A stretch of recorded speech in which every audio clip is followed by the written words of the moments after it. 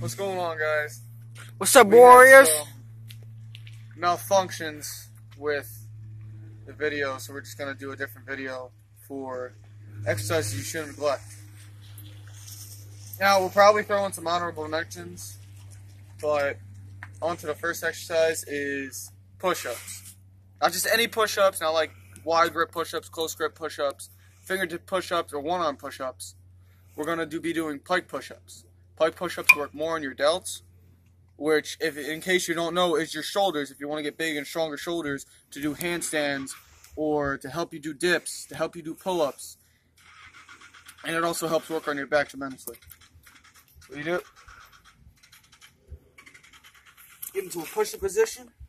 Just walk your feet up to your hands as far as you can go. And as comfortably as possible. Yeah, as comfortably as possible without hurting yourself. I have push-up bars, because the deeper you go into it, the more tension you're going to get on your delts. And the more tension you get on your delts, the stronger the more they're gonna break down, and when you recover, the stronger they're gonna be. So basically more range of motion for your delts. Yes.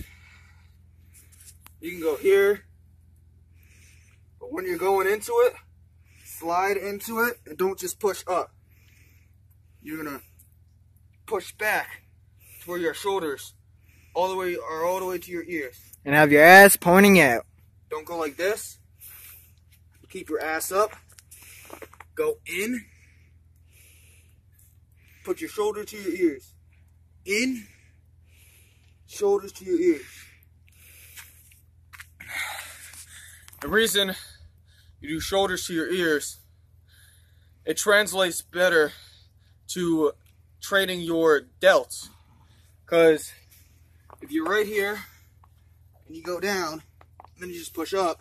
You're just basically working the tricep. You're basically just doing a regular push-up. You're just working your tricep and your front delt more than your middle and rear delt. Not rear delt, honestly, not so much. But another exercise, which I'm gonna show you so we can take turns doing this shit.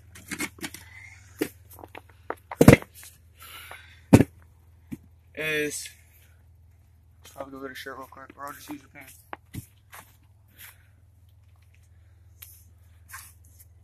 We'll use lightweight for this example. You know, we got the shitty plastic ones left. And we got the 10s.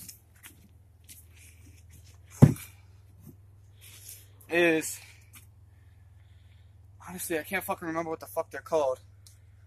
But it's pretty much to help strengthen and thicken your neck.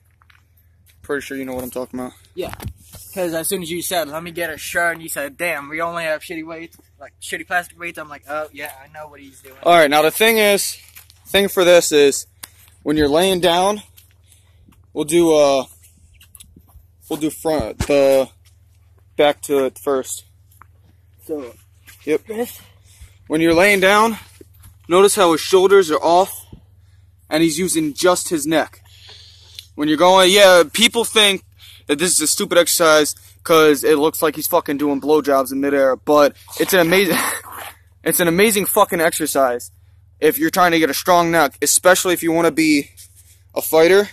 You're gonna need a strong neck to take those blows. Oh yeah, you can't just sit back and just have like a weak old neck and expect to be like Goku from Dragon Ball Z. Not to mention, when you have a stronger neck, if you say you're trying to get big, I'm not gonna fucking preach about getting big because I'm not even big myself. And I'm not that big. I mean, but the closest thing big on me is my biceps. When you have a big, say you have Arnold Schwarzenegger. We'll take him for an example. I guarantee you, he worked on his neck apart from the steroids that helped. If he didn't work on his neck at all, he would have looked like a fucking toothpick.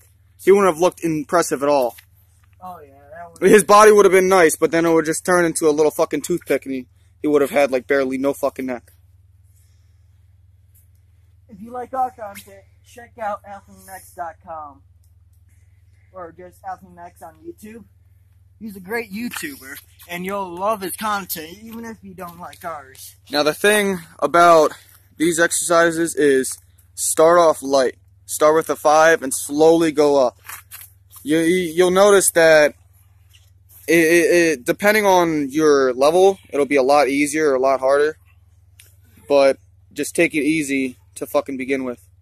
Yeah, you don't want to just go overboard and just next thing you know, you're just gonna have like a cramp in your neck, or you're just gonna break your own neck from being stupid and going high on weight. All right. Next exercise we'll talk about is for. So I gotta fix my pants. It's for your abs. Basically, how this exercise works is that it also helps translate over to your handstand. It's called the full hollow body hold, or just a hollow body hold. There's multiple ways of doing it, mainly two.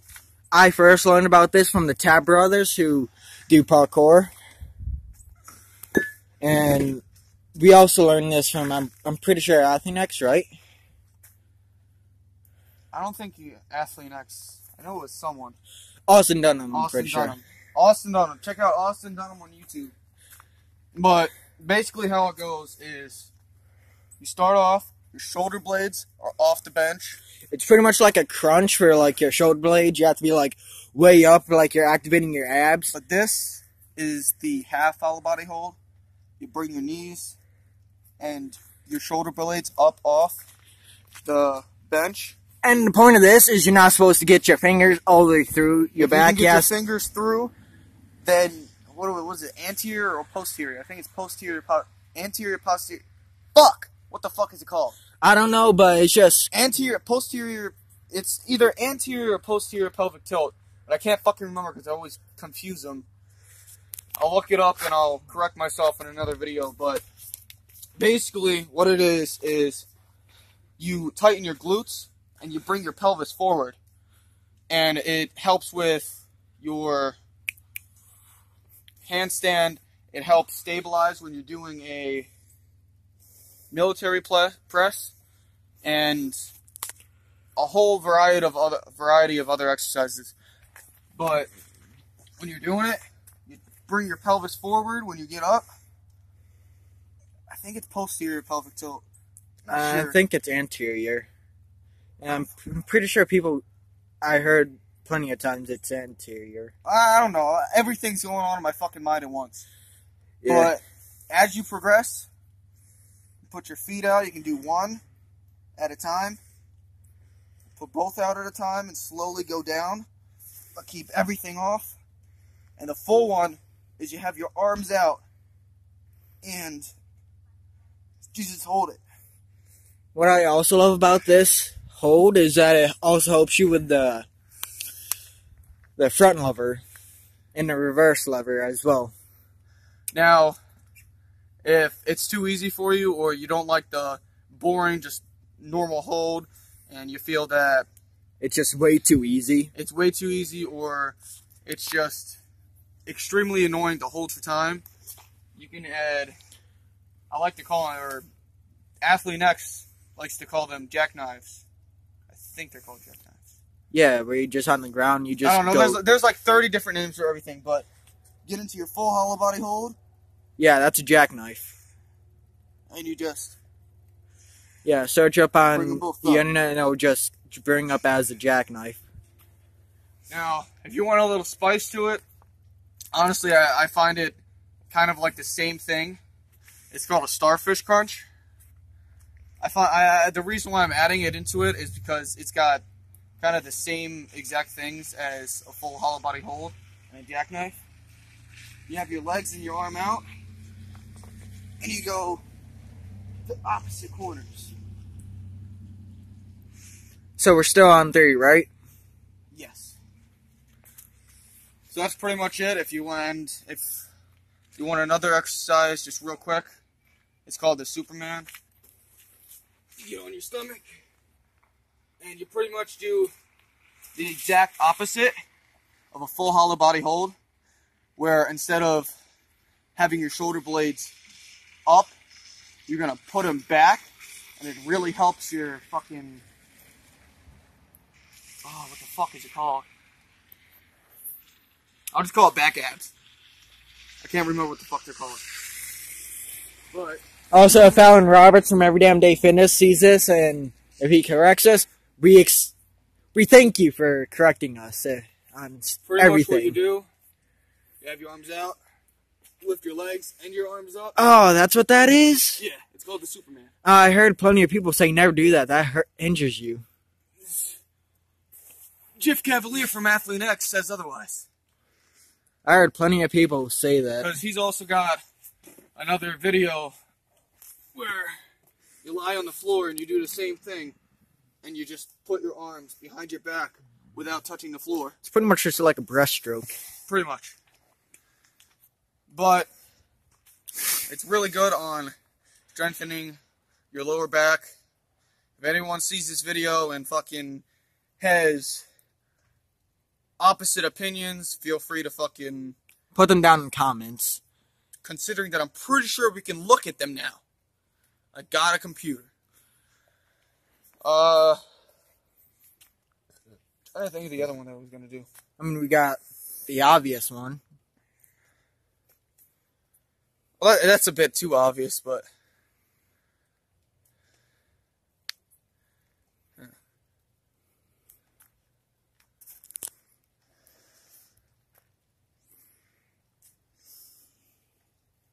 ooh, the one that we just fucking did with the weights. Let's see here. There's so many other ones. Yeah. Alright, so the one that I love, but I also hate the most. What you want to do? Take two pairs of take your shirt off so we'll be able to fucking tell with the scapula. Pretty much what you're doing is you're moving your scapula. You're protracting and retracting your scapula. And what this does is work on the traps. It works on the traps. It works on your scapula. Pretty much your entire upper back. As well as your abs, because you got to keep yourself stabilized. Yes, don't mind my abs. They're very weird when I tighten them.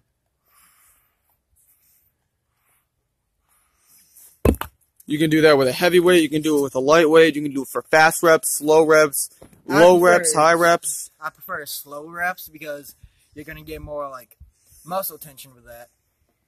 You're going to get more tension within your muscles and it's going to be real nice. You're going to feel the really into the burn and not be like, I don't know, like a little pansy who can barely do anything.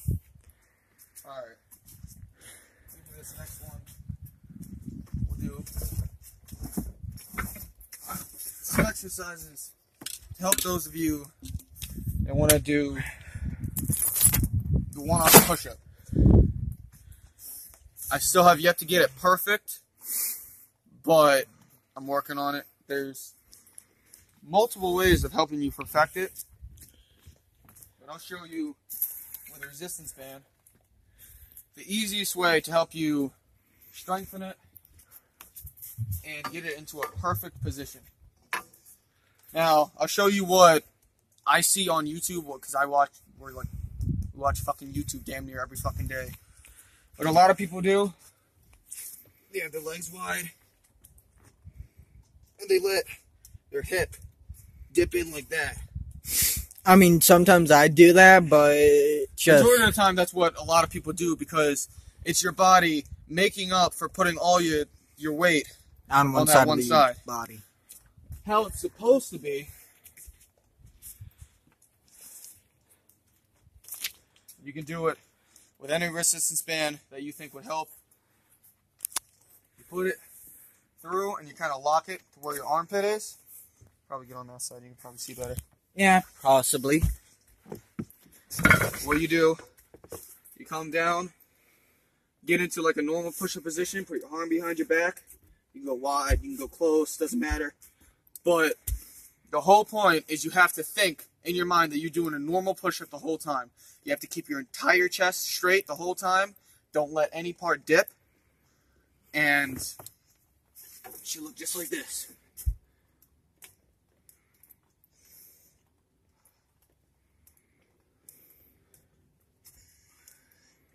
If you're having trouble, you can add a little assistance. You can add something a little bit above to help you. Touching my feet, man. But pretty much, you want to keep your entire chest straight, because when you're doing a push-up, your arms are just like this. And you go down. When most people are doing a one-arm push-up, your arm goes like this. What it's supposed to do is just go like this. So if you manage to get it where you can go just like this, you'll have a stronger core, you'll have stronger pecs, because you have to keep everything straight, you'll have a stronger back, and it'll be tremendous on your triceps and your shoulders. Another thing you can do to help assist you in a one-arm push-up is a move that I love if I have no equipment and I can only really do push-ups. You get on the ground, push-up position, you put your arm all the way out as far as it'll go. Don't let it bend, because the more it bends, the more assistance you have. And then just go down. No, honestly, I forgot what number we're on.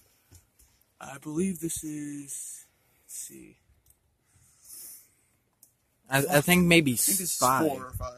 I think it's 5. But how you want to do it, if you have a medicine ball, the higher up the other arm is, well, don't put it like all the way up while your arm is down, because then you're going to injure your shoulder. If you want to help level it out when you're going up, if you want to elevate it a little bit more, it'll help you. But the more bent your arm is, the easier it's going to be. So for progressions, you'll probably do it on your knee. But honestly, I don't like doing any push-ups on my knees. You can do it on the ground. You can do it elevated, kind of.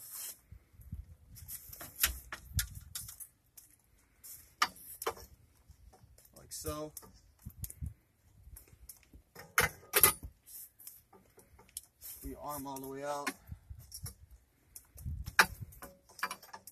Just go down. The arm is just to stabilize. You don't want to push off on your arm like this. You want to keep it all your weight on the one arm. Because that'll help you get into the one-arm push-up progression.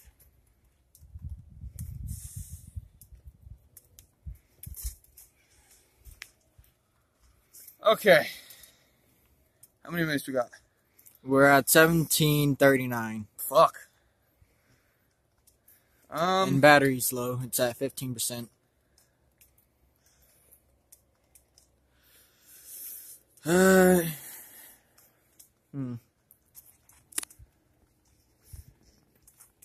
to think, because I know we can do. I know I had one more that I wanted to show. I can't fucking remember what it was. Was it dips or? Well, I'd recommend doing any kind of ring work, whether it's pull-ups, push-ups. Yeah, in our dips. last video, you saw us doing like dips. You saw us doing dips. I don't think. Oh, body weight rows. Pull-ups, that's an obvious one.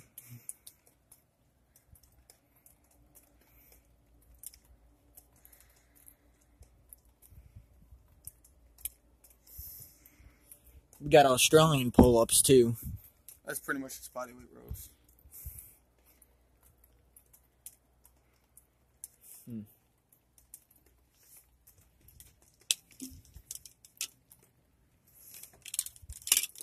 God damn it, my forgetfulness. I get it so into the moment, and I completely forget what I was going to do.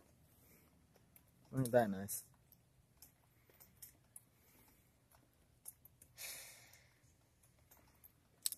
Long, awkward silence. Well, I'll just start throwing off mentions. Pull-ups, wide grip pull-ups, chin-ups, close grip, wide grip, close grip pull-ups. You got military press, single leg squat, lunges, jumping squats. Personally, I don't really care about the bench press because, honestly, in the real world application, when are you going to need to bench something apart unless something falls on top of you? But if you're fucking smart and you're actually training like an athlete, you'll just fucking move out of the way instead. I mean, got several other things like a clean press. Oh, clean and press. It's pretty much just a military press and a squat and a deadlift kind of combined into one. Oh, don't forget deadlifts. And another honorable mention, never forget water. You can never forget water when you're out on a run or working out or just on a regular daily basis. And a couple more things. If you can do 10 to 15 repetitions of damn near anything, you should start weighting it. So, we'll say dips. If you can do 10 dips, start weighting. Whether it's 1, 2, 3, 4, 5, or even 6 pounds to get where you can do barely 5 reps. Whether it's pull-ups, chin-ups, anything. Oh, never forget planks as well. Well, yes and no. I mean, yes and no, but you can do all the ab work in the world that you want, but if you forget to do, like, planks, or you never do planks, you're just going to miss out, like, on an important step in your body and shit. I mean, I've seen it happen to plenty of people. In a sense, yes. See, what a lot of people think is, they think, I'm going to get strong abs just doing crunches and reverse crunches, sit-ups, fucking frog kicks, and they're going to get strong abs. But to stabilize your core, you need to be working upper, middle, lower, your back abs, because I can't fucking remember the name for them, your obliques on each side. You need to add rotation for your oblique. You need to be working static holds, honestly, which is what we showed with the full hollow body hold, the hollow body hold, and starfish crunches. It does a static hold where you have to hold the both things, where you have to hold all the positions, as well as with the starfish crunch, you're turning to the other side to work your obliques, and you're curling your upper abs and lower abs in order to touch it. But if you're just doing boring planks and you can do like 1, 2, 3 fucking minutes of a plank, start adding rotation, like, I don't know, you fucking do mountain climbers, you can do mountain climbers, or you could just bring your knees to your hands, you could do, oh, don't forget thread the needle.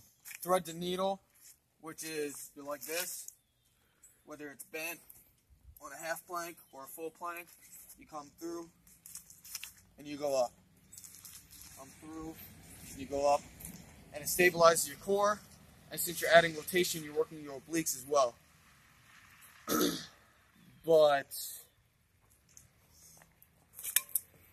honestly, one of the number one things that I wish I had really started before I started doing pull-ups and anything is just hanging.